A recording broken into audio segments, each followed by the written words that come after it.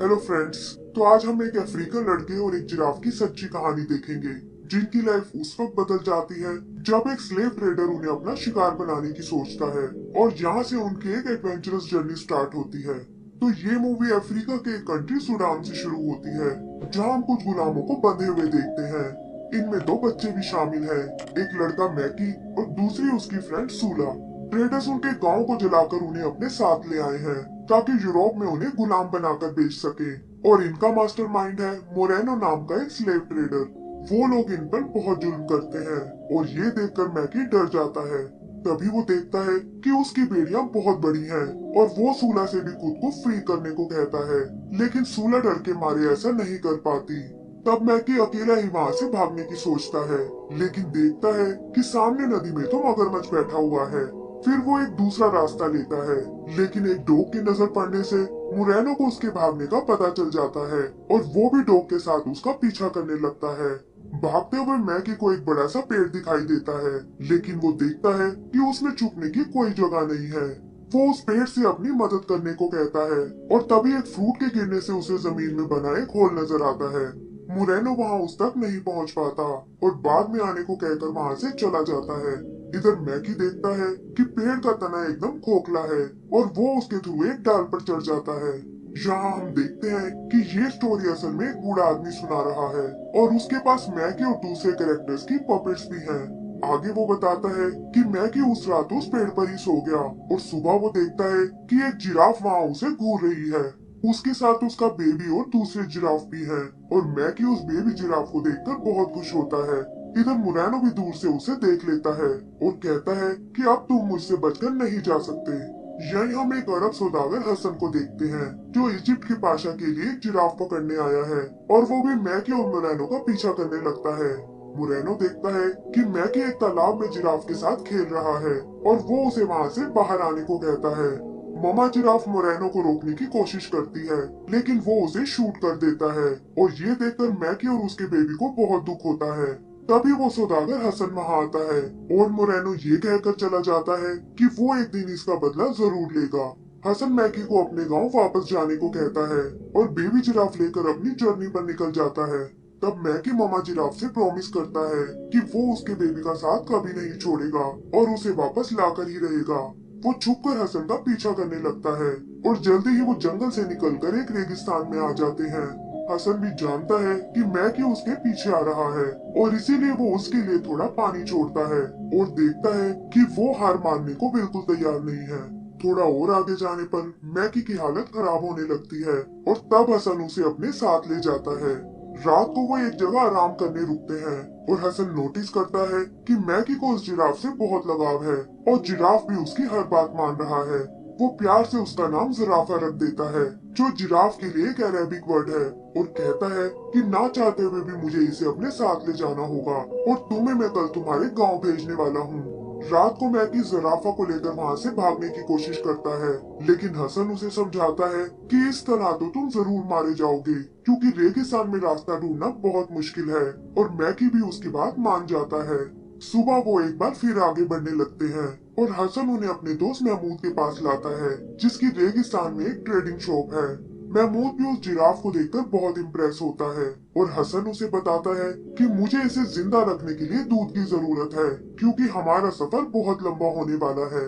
तब महमूद उसे दो गायें दिखाता है, जिनके नाम है सुन और मुन, और बताता है कि ये खास तिब्बत से आई हैं और इनसे तुम्हें जिराफ के लिए अच्छा दूध मिल जाएगा।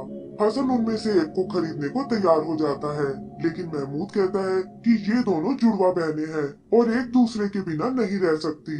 हसन को इससे कोई फर्क नहीं पड़ता और वो उनमें से सुन को खरीद लेता है। यहाँ वो बच्चे पूछते हैं कि आखिर सुन और मून भला कैसे नाम है, और तब वो बूढ़ा आदमी बताता है कि ये दोनों इक्लिप्स के दिन पैदा हुई थी। जब मून पैदा हुई तो चांद ने सूरज को ढक लिया था और सुन के पैदा होते ही सूरज फिर निकल आया। आगे वो अपनी स्टोरी कंटिन्यू करता है कि हसन मैकी को उसके गांव वापस भेजना चाहता था और महमूद उसकी मदद करने को तैयार हो जाता है और कहता है कि कल मैं इसे एक कारवा के साथ अफ्रीका भेज दूंगा। फिर सुबह हसन बिना मैकी को बताए वहाँ से निकल जाता है और सुन भी अपनी बहन से अलग होकर उदास हो जाती है। जल्द ही मैकी की आंख भी खुल जाती है और वो समझ जाता है कि हसन उसे छोड़कर जा चुका है।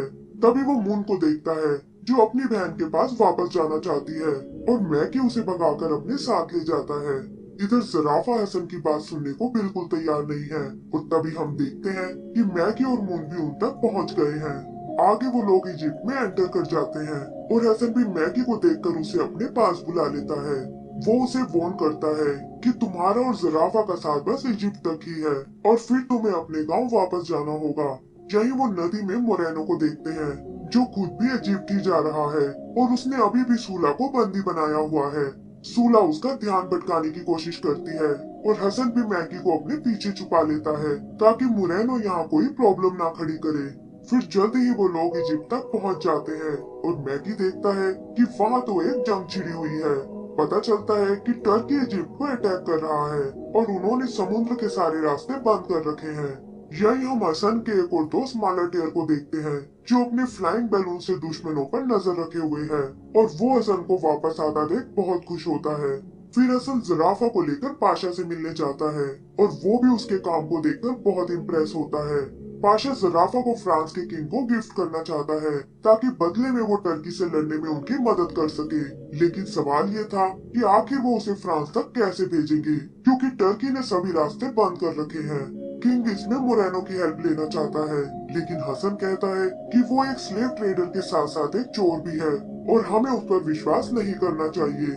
मैकी भी वहाँ अपनी फ्रेंड सूला को देखता है लेकिन फिलहाल वो उसकी कोई मदद नहीं कर सकता। तभी हसन को मालाटेर का ध्यान आता है और वो प्लान करते हैं कि हम फ्रांस तक उसके बैलून में उड़कर जाएंगे। मालाटेर भी थोड़ा झिझकने के बाद एग्री हो जाता है और वो वहाँ जाने की तैयारी करने लगते हैं।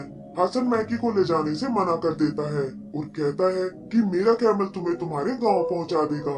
मालाटेर उदास बैठे मैकी से बात करने जाता है और उसे पता चलता है कि वो ज़राफ़ा को खुद से दूर नहीं करना चाहता।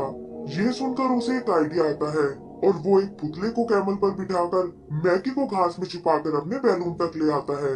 हसन को इसकी भनक तक नहीं लगती और वो लोग अपनी जर्नी पर निकल पड़ते हैं लेकिन वेट ज्यादा होने के कारण बैलून ज्यादा ऊपर नहीं जा पाता और हसन उस घास को नीचे फेंकने लगता है। मालाटेर उसे ऐसा नहीं करने देता और तभी वो देखते हैं कि बैलून का वेट अचानक से कम हो गया है। पता चलता है कि सुन और मुन ने नीचे छलांग लगा दी है और ये देखकर हसन उस घास को भी नीचे फेंक देता है और कहता है कि गाय के बिना इसे भला कौन खाएगा। यही नीचे हम एक पायरेट शिप को देखते हैं जिसकी कैप्टन एक बोबोलिना नाम की लेडी है और वो गाय और मैकी उसी शिप पर आ गिरते हैं। हसन भी ये सब देख लेता है और वो मालाटेर को इसके लिए बहुत डांट लगाता है। इधर मैकी बोबोलिना को बताता है कि वो लोग पाशा के एक मिशन पर निकले हुए हैं और ऊपर बैलून में बहुत कीमती खजाना है।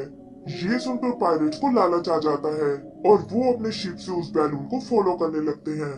फिर मालाटेर गैस भरने के लिए स्पेन की एक सिटी में रुकता है जहाँ मोरेनो पहले से ही मौजूद है और वो हसन को यहाँ सबक सिखाने की सोचता है। रात को वो अपने आदमियों के साथ उस पर अटैक करने जाता है लेकिन देखता है कि उनके साथ तो पायरेट्स की पूरी टीम है और उसे यहाँ से भी भागना पड़ता है। बोबोलिना को भी मैकी के खजाने का पता चल जाता है और वो हसन से रिक्वेस्ट करती है कि तुम्हें ज़राफ़ा और मैकी को वापस घर ले जाना चाहिए। साथ ही वो उसे अपना एड्रेस भी देती है और कहती है कि मैं दोबारा तुमसे जरूर मिलना चाहूंगी। फिर जल्दी ही वो लोग अपनी जर्नी पर निकल जाते हैं और मैकी देखता है कि हसन अफ्रीका नहीं बल्कि फ्रांस जा रहा है और ये सुनकर उसे बहुत गुस्सा आता है। ट्रेवल करते हुए वो एल्प्स की पहाड़ियों में आ पहुंचते हैं लेकिन यहाँ उनका बैलून क्रैश हो जाता है। मैकी मौका देखकर ज़राफ़ा के साथ भाग निकलता है लेकिन जंगल में कुछ बुल्स उन्हें घेर लेते हैं। तभी उनकी मदद करने सुन और मुन वहाँ आती हैं और हसन भी उन्हें ढूंढता हुआ जंगल की ओर चला जाता है। इधर वो गाय उन बुल्स को भगा देती हैं, लेकिन इसमें सुन को अपनी जान से हाथ गंवाना पड़ता है जिसे देखकर वो सब दुखी हो जाते हैं। हसन मैकी को समझाता है कि जल्दी ही इसकी सोल किसी दूसरे एनिमल में चली जाएगी और तभी वो सुन के कलर की एक बटरफ्लाई को देखते हैं जो उस जर्नी पर उनके साथ आगे बढ़ने लगती है। बैलून के फटने के कारण आगे का सफर उन्हें पैदल ही तय करना पड़ता है और फिर फाइनली एक दिन वो फ्रांस तक पहुंच जाते हैं। वहाँ वो किंग के जू कीपर से मिलते हैं जो ज़राफ़ा को एक जू में डाल देता है और उसे देखने के लिए लोगों की भीड़ लग जाती है। किंग भी वहाँ उसे देखने आता है और वो सब पहली बार एक जिराफ को देखकर बहुत खुश होते हैं। तब हसन उसे पाशा का मैसेज देता है, लेकिन देखता है कि किंग उनकी रिक्वेस्ट का मजाक उड़ा रहा है और लड़ाई में उनकी कोई मदद नहीं करने वाला। तब मैकी उनसे ज़राफ़ा को वापस मांगता है, लेकिन किंग कहता है कि एक गिफ्ट को लौटाया नहीं जा सकता। यही हम मोरेनो को देखते हैं और उसे भी ज़राफ़ा के फ्रांस में होने का पता चल जाता है। इधर हसन मैकी को समझाने की कोशिश करता है, लेकिन वो ज़राफ़ा को छोड़ने को बिल्कुल तैयार नहीं होता और हसन उसे वहीं छोड़कर जाने लगता है। तभी उसे मैकी की चीख सुनाई देती है और वो समझ जाता है कि मोरेनो जरूर उसे उठाकर ले गया है। मोरेनो मैकी को एक तहखाने में डाल देता है और वो देखता है कि उसकी फ्रेंड सूला भी वहीं कैद है, लेकिन उनकी ये खुशी ज्यादा दिन तक नहीं टिक पाती और मोरेनो सूला को एक दूसरे आदमी को बेच देता है और मैकी चाहकर भी कुछ नहीं कर पाता। उधर ज़राफ़ा का भी यही हाल है, जो मैकी के वापस आने का वेट कर रहा है, लेकिन वो उसे कहीं नजर नहीं आता। ऐसे ही करते हुए काफी टाइम बीत जाता है और हम देखते हैं कि ज़राफ़ा का साइज अब बड़ा हो चुका है और मून और बटरफ्लाई भी उसी जू में रहते हैं। यही हम मालाटेर को भी देखते हैं, जिसने अपने बैलून को एक राइड में बदल दिया है, लेकिन काम ना होने की वजह से वो बहुत परेशान है। हसन भी मैकी को ढूंढने की बहुत कोशिश करता है, लेकिन वो उसे कहीं नहीं मिलता और इसकी और अपने मिशन के फेल होने की वजह से वो वापस अपने देश भी नहीं जा पाता। लेकिन इनमें सबसे ज्यादा परेशान था मैकी, जिसे सबक सिखाने के लिए मोरेनो ने अपना नौकर बना लिया था और उसे इस कैद से छूटने की कोई उम्मीद नहीं थी। फिर एक दिन किंग को एक हिप्पोपोटामस गिफ्ट में मिलता है और वहाँ लोगों की भीड़ लग जाती है। तभी मैकी देखता है कि सूला भी अपने मालिक के साथ वहीं आई हुई है और एक मिसहैप का फायदा उठाकर वो दोनों वहाँ से भाग निकलते हैं। वहाँ से वो दोनों ज़राफ़ा के पास आते हैं, लेकिन देखते हैं कि उसका पिंजरा तो एकदम खाली है और तभी उन्हें मोरेनो के डॉग की आवाज आती है।